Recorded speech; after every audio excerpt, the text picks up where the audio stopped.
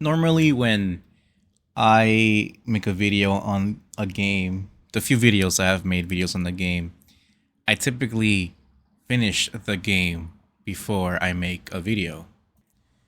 This time, however, I couldn't really help myself from not talking about this game.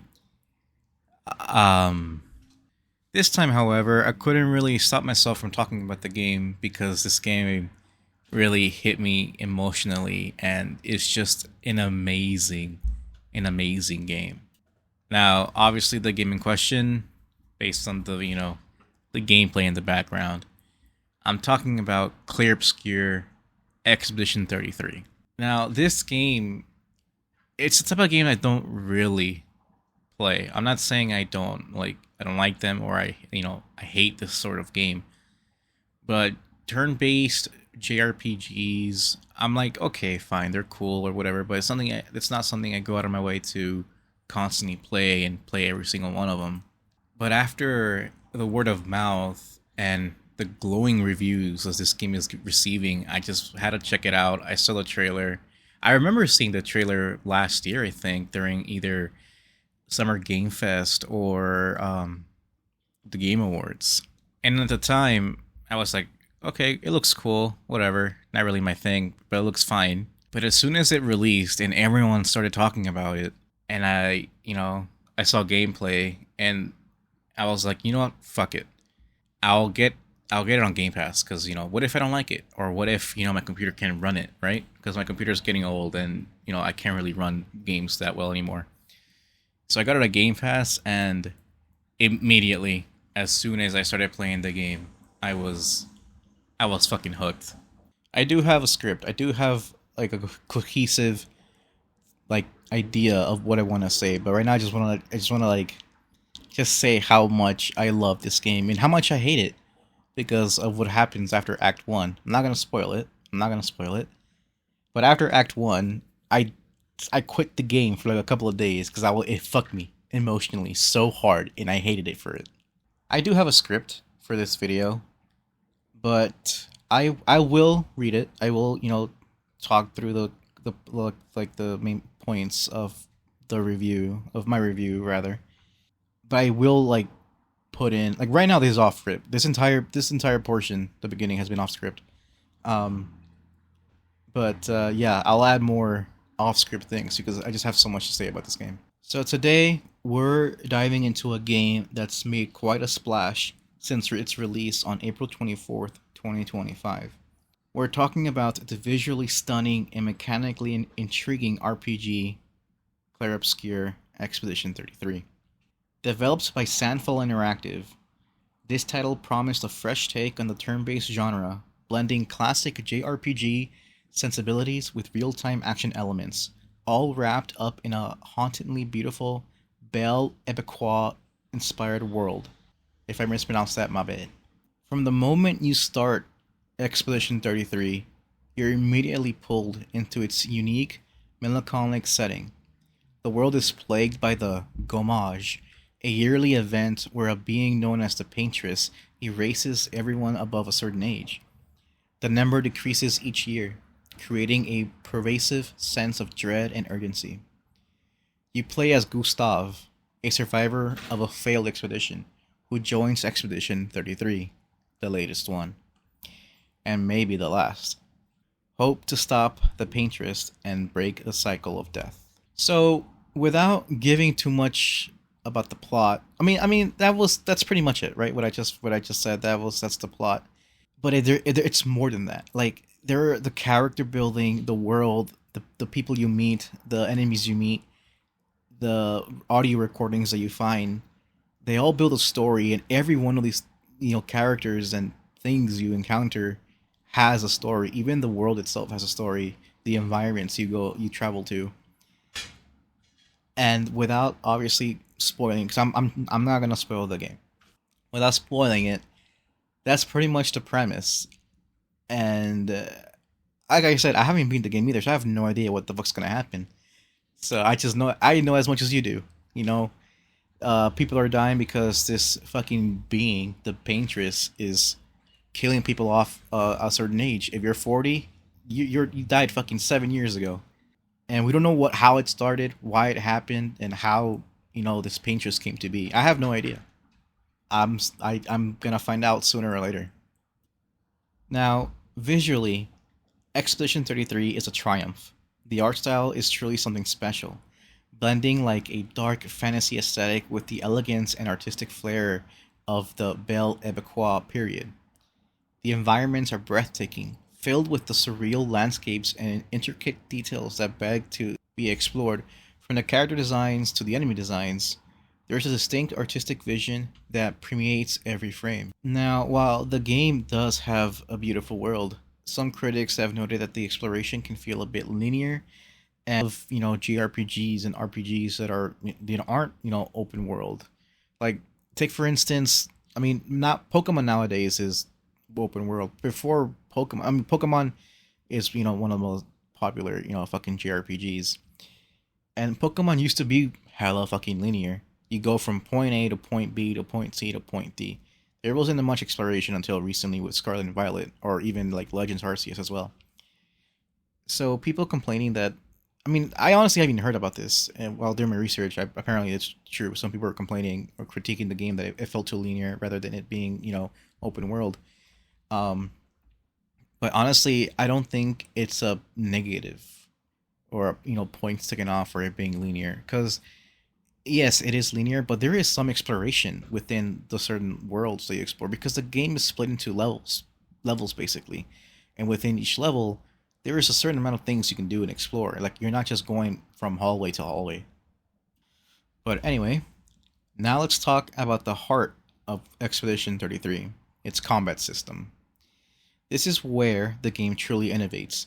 It takes a familiar turn-based RPG combat and injects it with a healthy dose of real-time interaction. You still choose your actions from menus, attacks, skills, items, but during both your turn and the enemies, you'll need to be ready to react. This comes in the form of timed button presses for stronger attacks or skill effects, and crucially, real-time defensive actions like parrying, dodging, and jumping to mitigate incoming damage. Mastering these reactive elements is key to survival, especially in challenging boss fights. It adds a layer of engagement and an intensity that complement the active combat. Now, this game, as previously mentioned, is a JRPG, and with that, you have your traditional, you know, I go, then enemy goes, I go, then enemy goes. And the game takes that and, like I said before, it makes it more interactive, it makes it more engaging than compared to the other traditional JRPGs. And I think that's a really good move because it brings in a more, casual audience or an audience that typically doesn't engage with JRPGs. And it makes the game more, I guess it makes it more engaging. It makes it a bit more fun to counter and dodge and parry enemy attacks rather than just taking it or being lucky having a lucky higher percentage dodge fucking strat or stat rather. I think it was a really good design choice to make it more interactive, um, because it really sets itself apart from your more traditional games in that same genre. Now, the narrative of Expedition 33 is a compelling one, driven by a cast of well written and well voiced characters. Gustav and his fellow expedition members each have their own motivations and backstories, which unfold as you progress. The voice acting featuring some notable talents bring these characters to life and adds significant weight to the emotional heats of the story.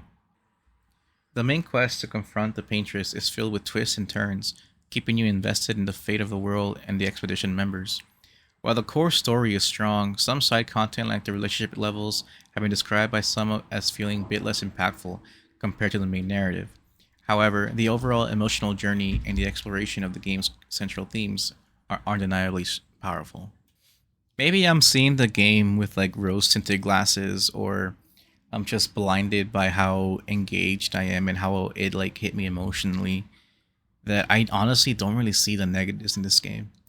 Again, doing my research, like I see, obviously nothing is perfect, everything has flaws, and while doing my research, it's another thing that popped up that so other side content doesn't really hit as much as the main thing, which in its defense, Yes, it's side content. It's not the main focus of the game, of the story. The main focus is to, kill the paintress and focus on that.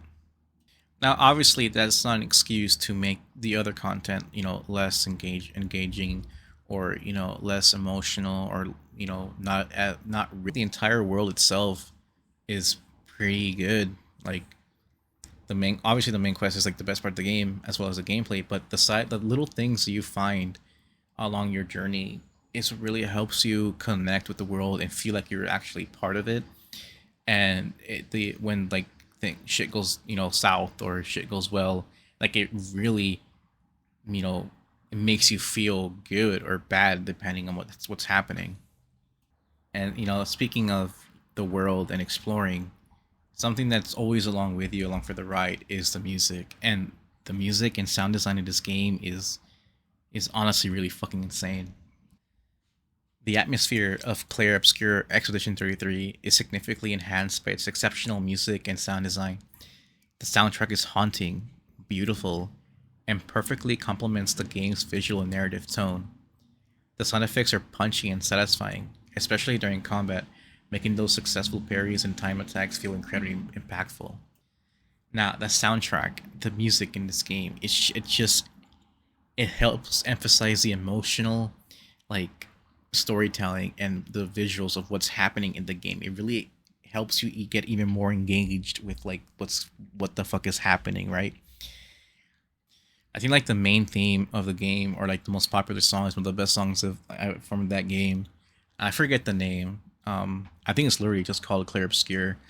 Um, but the music, whether it's like whether it's like fast paced and strong because you're fighting, or slow and mellow because something bad's happening or something sad's happening, like the music is just beautiful music. Like, I don't have any other way to say it, but it's just extremely fucking beautiful. The sound design, the sound effects are like, I think the best way to describe them are like really, I wouldn't say really, but they're kind of comparable to like anime sounds, the sound effects, if that makes any sense. Like, if you've seen Fire Force, the fucking firefighter anime, you know how like they have that sound effect with a fire, like the like, I don't know how to describe it, but if you know Fire Force, you know what I'm talking about.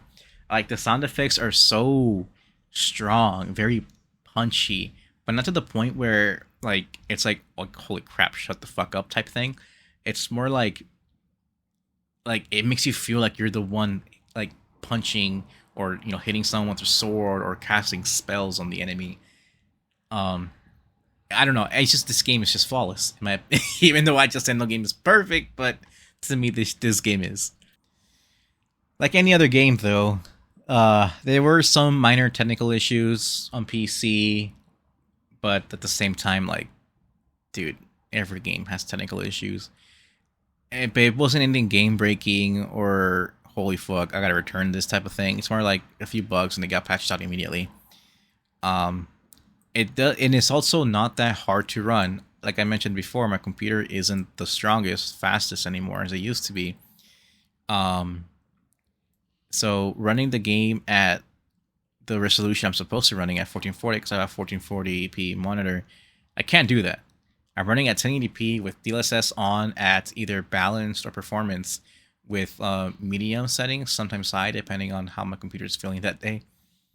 So I'm not playing at the most visually appealing, settings, but it is playable. So if you're playing like on a dog shit computer, you might be able to run the game.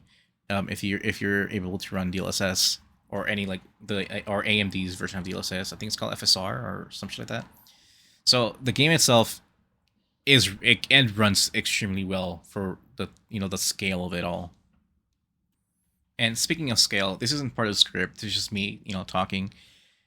It's surprising how the development of this game happened. So if I remember correctly, the story, or not story, the development of the game was about 5-6 years of development, which is, it's kind of long. But when you realize the size of the studio, how brand new the studio is, then you'll be like, oh, okay, that makes sense. So the studio was developed, or the studio was made by an ex Ubisoft developer. So the developer is named Sandfall Interactive, and they're comprised by ex Ubisoft devs. And the reason why it's kind of like a special story, or like something you don't hear every day, is because these devs left Ubisoft because they were legit, quote unquote, bored. And also, to get a game, a new IP, to get it in development, it was a bunch of bureaucracy and a bunch of no from the Ubisoft higher ups. So they left, and about 30-ish people, I think 33 to be exact. I think it's actually 33 or 34. It could be that's why they made the name, the game Expedition 33. It's like no, it's like 30 people, no more than like 35, maybe 40 within the studio that developed the game. And it was published by Kepler Interactive. And I don't know the budget. The budget is not as big as your traditional AAA, and the game costs $50. It's also on Game Pass. So, and they sold I think like 2 mil, 3 mil by this point as of making this video. And that's amazing for a studio that small and brand new, for a new IP as well. It goes to show. Okay, I'm not gonna go off on a tangent and just talk about how shitty the gaming industry is right now, especially AAA CEOs and executives, fucking dumb shits. But I'm just gonna say that it goes to show that you don't need to have unlimited budget to make a game that costs fucking $80 now. Thank you, Nintendo. To make a good game, just have people that are passionate about games, that want to make an actual video game and not just make money for their fucking executives, and make a game that people want to play. And so they made a game at a reasonable budget, at a extremely, you can argue that's cheap compared to what we have right now, at $50 or 12 if you want to buy the Game Pass subscription for your Xbox or your PC. I don't think the AAAs are gonna learn from this and make games cheaper for us to buy, and for them to make. But again, I'm not gonna get into that into this video. This video is about Expedition 33. I just wanted to give a little bit of background about the developers. It was made with Unreal Engine 5. It came out on PS5, PC, and as well as the Xbox Series consoles. And to wrap things up, Expedition 33 is a bold and successful debut from Sandfall Interactive. It's a game that takes risks with its combat system, offering a refreshing blend of turn-based strategy and real-time action that is both challenging and rewarding. The compelling story, memorable characters, and absolutely stunning art style create an experience that is truly unique and emotionally resonant. If you're a fan of RPGs, JRPGs, or gaming in general, you should honestly play this game. Either buy it out for $50 on Steam or wherever the fuck you play, or pay the $12 for PC Game Pass or Xbox Game Pass, and just play it. This game is like, I cannot emphasize how amazing this game is. I mean, I hate it because it made me. I'm not. Well, I'm not. You can guess. It made me how it made me feel. I'm not gonna video game. Besides those amazing storytelling. One thing that I forgot to mention early on when I was talking about the combat is, I kind of did mention it a little bit, but it is hard. Parrying and dodging is very hard. It's the game is not forgiving. They don't give a fuck. If it gets actually too hard for you, you can lower the difficulty. And the window of parry and dodging does get bigger. And they also introduce this other mechanic. It's not really a spoiler. It's a game mechanic. It's not really a story. But there's another like parry mechanic. I think it's called Gradient or some shit like that. And that parry window is much harder than a regular attack from the enemy. I still can't fucking land a parry with. I'd be like out of 10, probably like 3 or 4 times out of 10, I can land a parry with that special mechanic. All right, but anyway, that's it for today's video. Again, I wish I can do more because I really love this game, but I've already talked for fucking 22 minutes. But yeah, thanks for watching. I hope you enjoyed. Like and subscribe for more, videos. I'll try to upload more. I might do some other thing like other type of video. I'm not entirely sure. I kind of just mainly want to talk about games and do like my shitty reviews slash retrospectives. I mainly just want to talk about games, but I will try to. I'll see what I'll do. But for now, I'm just gonna keep with this format because it seems to be working, and I enjoy it. It's not it's not like I hate it or else I wouldn't be doing it. But yeah, thanks for watching. Like and subscribe. Hope you enjoy, and yeah, have a good day. Bye.